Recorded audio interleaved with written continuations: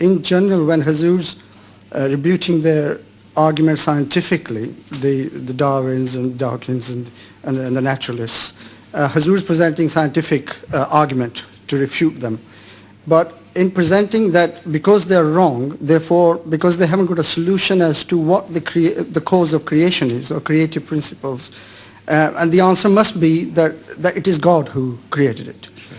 But to a naturalist or to scientists or to them, that is not presenting your argument scientifically, because they cannot test that scientifically, that because there is no answer. This is wrong because I have taken up this issue as well. In the end of the book, there is one chapter which particularly deals with this issue of their choices and our choices. We can attribute the evolution to God by, as we understand, God could have organized evolution, which, if not organized by a conscious being above the material, could not have evolved in such a short time. This is the main thrust of my argument. So they have two choices. Either to attribute it to God and understand that there is some ultimate conscience and conscious being which directs the steps of evolution and brings it closer in time. In all laboratories, scientists are working with apparatus. So things, if they are left in the open, they may take to develop, because they are scientific, they are not unscientific. So science laws apply to them. So they may take to develop, for these things to develop in a billion years. But a scientist achieves his object within a year or two with the help of these various sorts of scientific apparatus, which has ultimately developed into a very complex machinery. Now, this is the point which I have raised. Could this machinery be built without an outside mind or not?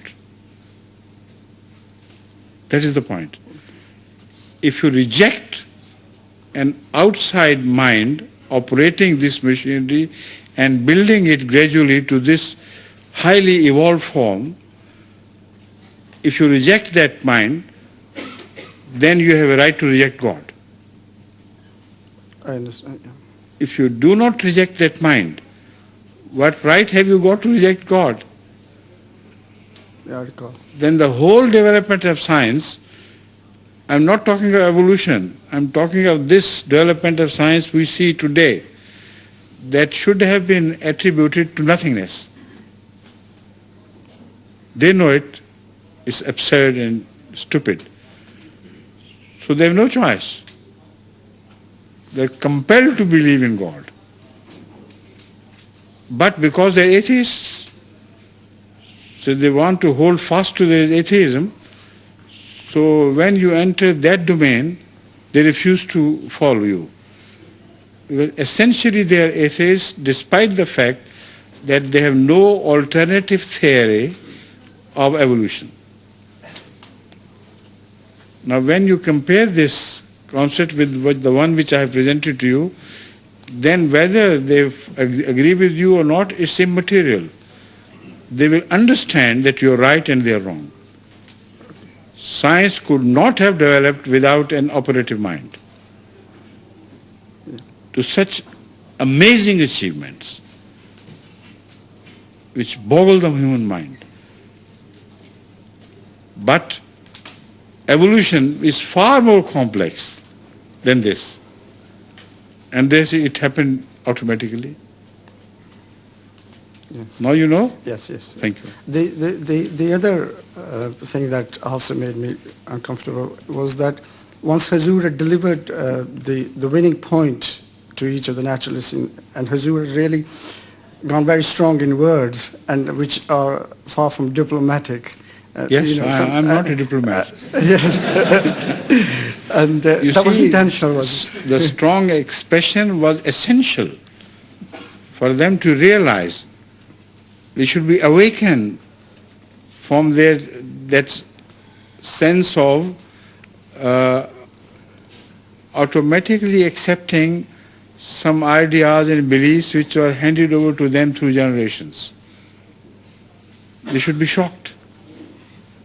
And these strong words work as the awakeners. And this is exactly what the Holy Quran does. According to the Holy Quran, there is a word often used by Allah, Al-Qari'ah. Al-Qari'ah means something which knocks at your doors so powerfully that none can remain asleep in the house after this. So from time to time, Allah employs this method of awakening people. And according to the Holy Quran, they fall back to sleep again. So these are the qari'ahs which are utilized in this book. Jazakallah.